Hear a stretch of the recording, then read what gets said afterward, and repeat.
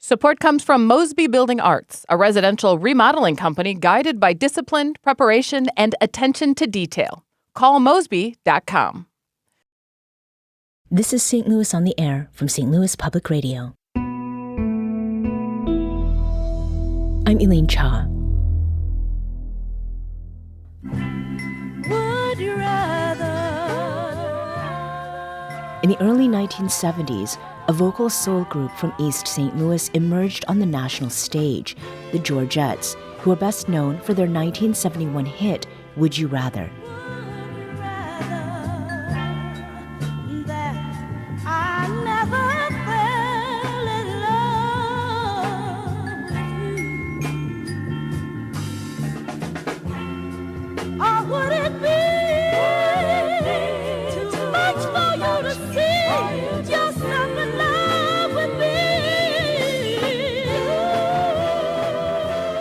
The group's lead vocalist was Marsha Evans. The blues, jazz, and R&B singer went on to be a major voice in the St. Louis blues and jazz community over the decades. She died last week at age 75. Today, we remember Marsha's life and legacy.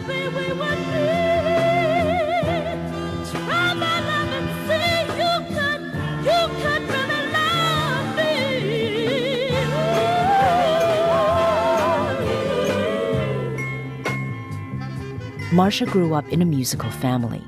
Her mother, Justine Bowler, was one of the first Black women to perform at the Muni. Marsha and her sister Cheryl Bowler Slaughter were the first Black children to perform at what was then known as the Kiel Opera House. When she was in high school, Marsha would visit the disc jockeys at KETZ, KKSS, KWK, and KXLW. Bernie Hayes, founder of the National Black Radio Hall of Fame, says she would occasionally have a cassette tape with her, but her main goal was simply connection. All the stations that were oriented to the African American community, you'd find Marsha Evans, and with the disc jockeys. And they loved her. Everybody loved Marsha when they met her. But she wasn't actually asking us to play her music. She just wanted us to be aware of her and her music. And she wanted to be exposed and a part of the community. But oftentimes we would play it, certainly. Many St. Louis artists collaborated with Marsha for their shows. Because not only was she dependable, Bernie says, she had range. She had like 2 different octaves.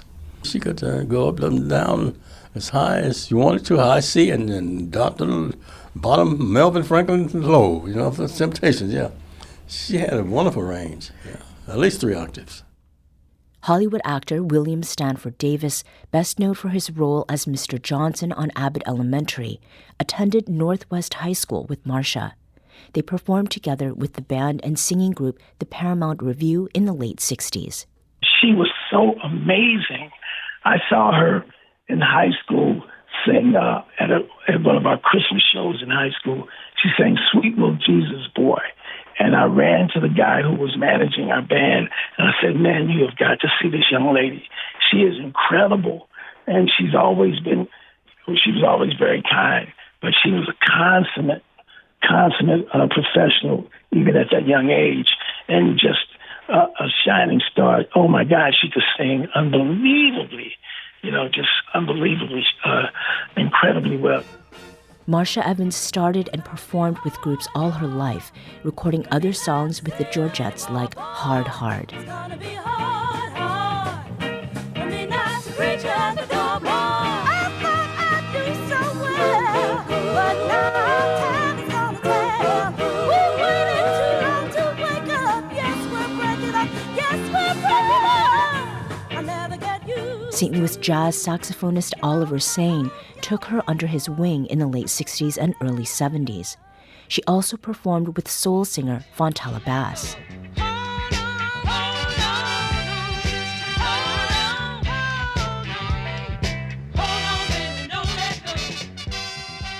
Marsha recorded music with legendary East St. Louis blues musician Gus Thornton.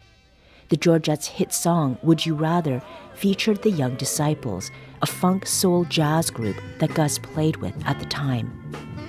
Nearly 5 decades later, that song was featured in the 2017 film Roxanne, Roxanne, and was sampled in the 2023 release Wall to Wall by Atlanta rapper and Migos member Quavo. Welcome to Club Rocket Power, Would you rather? where every night is baked potato loaded. Wall to wall, man. And every bitch in here, oh yeah, she can be bought. Cash. Wall to wall, this little bitch, it can be bought. Wall to wall, this little bitch, it can be bought. In a conversation with producer Emily Woodbury in 2024, Marsha Evans said she was excited to hear the record repackaged decades later. So I couldn't believe it. It came out. My daughter just came down to the gig one night and said, "Mom, did you know that your song was featured in the movie?" And then I got a call saying that the Amigos, they were one of the top leading rap group in the world. Well, one of the guys, Quavo, just selected our song and put it on there. So that song means a lot to me for that and so many other reasons, of course. And Gus and I discussed that, I don't know how long after it was featured that we got a chance to talk about it. But yeah, we were laughing and saying, this is, whoever would have thought that they picked that song, our song, but they did. Marsha's niece, Summer Harris, says her aunt was happy to see her work live on in the work of young artists today. She was proud, because that was something she did as a youth, as a teenager and young adult, and to have it be appreciated now, and bringing her artistry to a younger generation. She was just very proud of that, and she was so excited to have that happen. Marsha Evans married bassist Jimmy Hines. Together, they formed the band The Coalition, which played regularly at 1860 Saloon. You see, you got it from your mama. I got it from my mama. You got it from your mama. I got it from my mama. She said, rock me to the east, rock me to the west. She said, rock me to the one that I love best. Guitarist Dennis Brock would often join the Coalition. He remembers Marsha as a perfectionist. But if you play behind Marsha, you had to have your stuff right because she wanted her music right, because she wanted to present it to the audience the way she liked to do it. That was true February 7th when she performed for a birthday party at the Bridgeton Recreation Center. Don Cook, a founding member of the Jazz Edge Orchestra, played with Marsha that day. He says her show was energetic, lively, and intimate. She even went up to the front and talked, took the mic, went up to the front and did some things. So it was typical Marsha, who was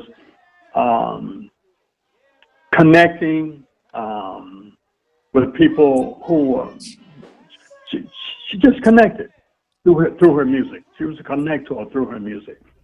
Marsha performed a series of blues, soul, and gospel records at that show. Don says he didn't realize that it would be the last time he would see her.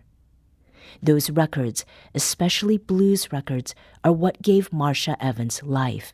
She said it herself during a 2018 interview with St. Louis Public Radio reporter Chad Davis.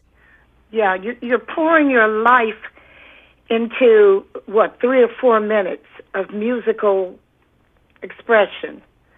Your innermost emotions, all of the pain you felt on any particular day or for a number of months or years or, as far as that goes. Marsha is survived by the White family, her daughter Chris, son-in-law Darren, and grandsons Nathan and Nicholas. Her niece, Summer, says Marsha's legacy also lives on in the lives of those she touched as a teacher at Carr Lane Visual and Performing Arts Middle School. It was all about giving back to the youth and seeing what they were going to do next. So she loved all kinds of music. She loved things, introducing children to things and then seeing them be able to create themselves. And I think about now, even since Marsha has passed, people have reached out to me that I danced with that had her as a teacher. They were just like how important she was as their teacher. And then I've had people reach out who knew her from the dance studio, from Miss Lynn's studio. And, you know, they're just like, she always was supportive of us, and she didn't play about her dancers. And, you know, it was just, it feels good to see how many people loved her and how she touched so many people's lives in so many different ways. While Marsha Evans is well known across the St. Louis region, Bernie Hayes says she didn't get the recognition she deserved. She should have been internationally known. Yeah, she should have been as big as Nancy Wilson, you know. She should have been much bigger than what she was, but those who did have the opportunity to watch her and witness her, they were thrilled. I just hope her legacy lives on. I know it will, because she's such talent. Her talent will live on, and people will actually recognize in the future how wonderful she was and what a loss it has been.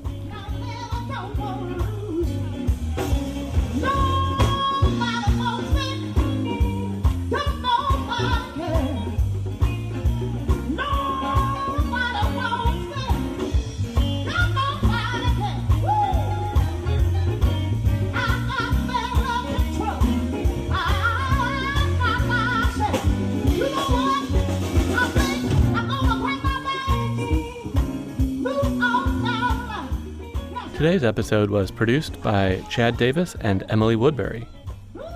Editing and mixing by Emily Woodbury. Audio engineering and podcast design by Aaron Dorr. Our executive producer is Alex Hoyer. St. Louis on the Air is a production of St. Louis Public Radio. Understanding starts here.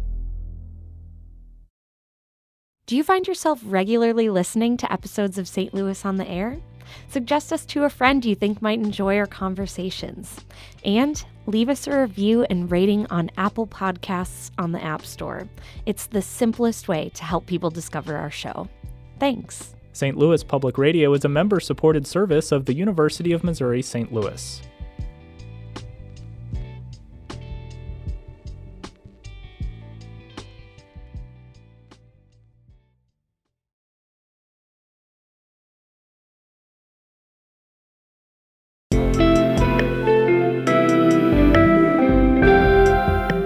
The Gateway brings you the day's news each weekday from around the St. Louis region and the state capitals in Jefferson City. Our schools are accredited. We don't need this bill. And Springfield. How many more years must pass before lawmakers see time is of the essence? I'm Abby Larico. Join me each weekday for The Gateway on the STLPR app or wherever you get podcasts.